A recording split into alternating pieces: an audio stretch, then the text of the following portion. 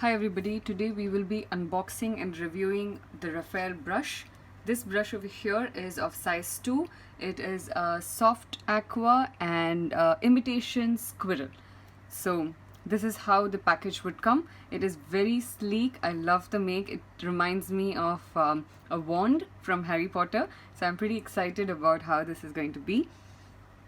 Now it comes with this small closure, but it's not really useful after that. So sometimes this does tend to happen, but you don't have to worry about it. After you dip it in water, you will notice that everything would come together. Right now it still has like a very stiff peak, which is common to see in most of the brushes that we get, because they'll all be like there would be some kind of adhesive that puts them all together. But once you dip it in water, it is perfect. Let me do that.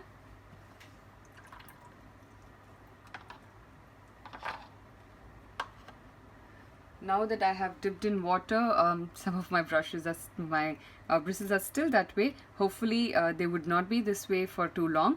Most of them have gone, but a few are still remaining. You could always trim it off. It is not a big problem.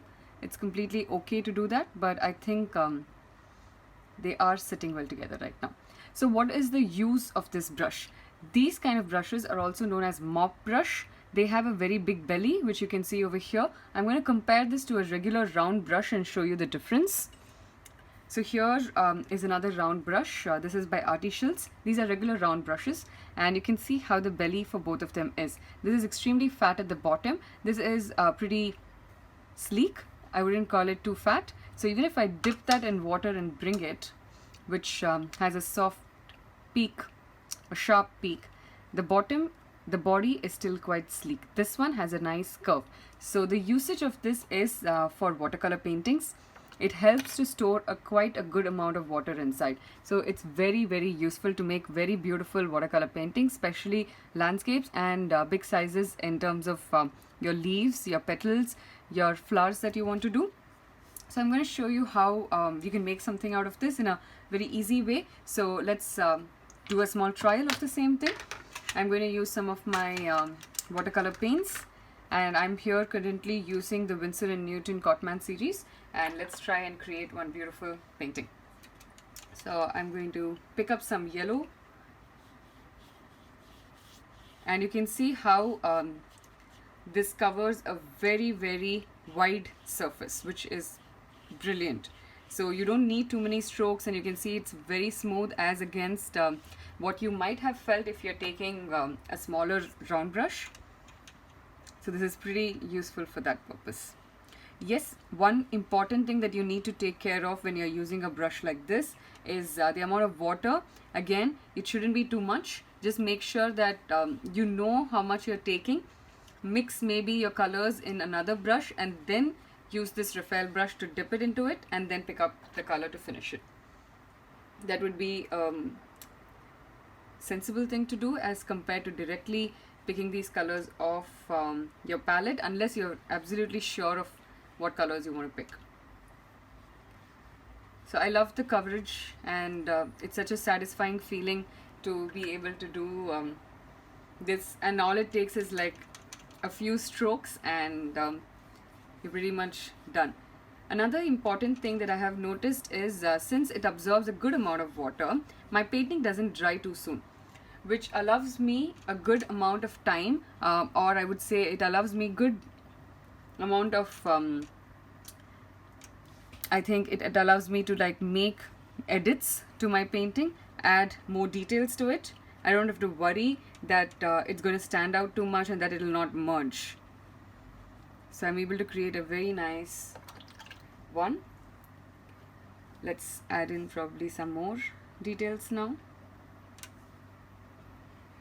I'm going to make some areas darker. Now if you notice, I'm using the same brush. Sometimes I'm using the tip of it to add details, sometimes I'm making it sleep. So it's pretty versatile. I love the fact that these mop brushes have the flexibility where you can use it in a very thin and in a fat way. So you can create very beautiful paintings with these. I'm just adding in some darker lines now.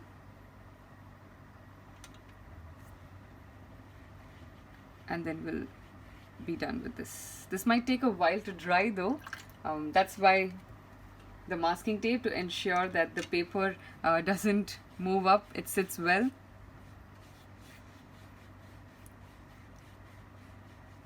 So here is my painting. So let's still try to take off the masking tape and see how it looks.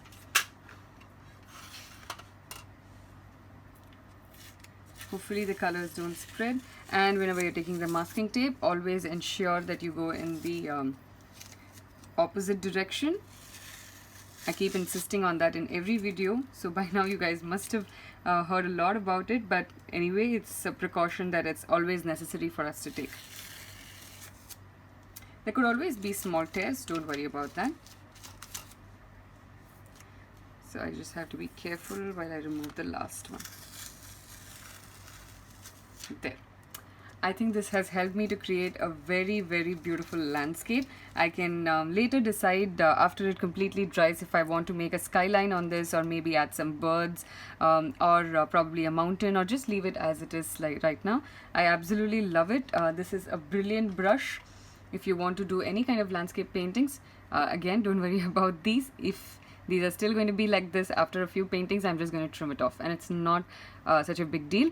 Don't worry if your bristles stand out like this, as long as the tip is fine and the body is fine. I hope this was useful for you, and if you do create paintings like these after seeing the video, you can post it in the comments section. You can also put it up on Instagram, and you can tag me at Art by Nikita, so I'll be able to see it, or you can put the hashtag LearnArtWithNik, which will be very useful for me to see what you're doing, and also make videos that help you a lot more. Thank you so much for watching. If you enjoyed this, do subscribe to my channel. Thank you.